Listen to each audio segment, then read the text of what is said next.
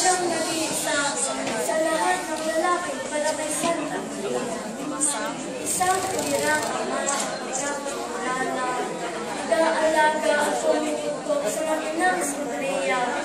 Manuwain at mahal na ama, ay karapat-dapat ka, itinalaga.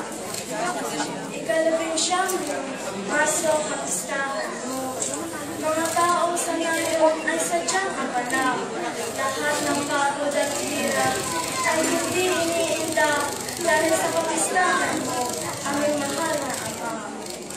Halos lahat ng tao sa sulok ng mundo ay umuulit at bumibisita sa barangay mo, ama, upang makisaya at pasalamatan ka sa ika-50 taong anibersaryo ng kapistahan mo. Ako po'y isang bata sa inyong harapan. Kung sana po'y tingin ang mga panalangin, mga taong magkaroon ng papel, ipagkaroon niyo na po sana. Iyan ang aming dalangin.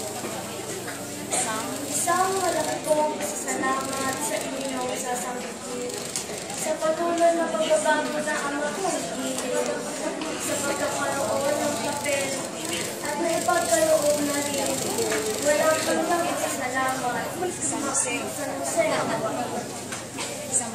sa mga pagsubok ko ng aking mga papa at mama na naranasan nila sa buhay ng asawa sa pagbibigay niyo po ng tiwala at pagmamahal ay lahat ay nalakasan at masaya na.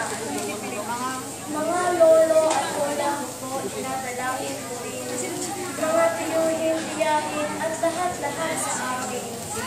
Hiling ko po ay kaligtasan at sa inyo pong pagpapalaman ang aming pagbuhay sa iba't iba't. Ang aming pong pag-aaral, pinadalangin ko rin na sana po'y gagabayan at lagi po dapat ibayan, mapayapang isipin at malusog na katawan. Ipagkaloob niyo po, mapagpalang.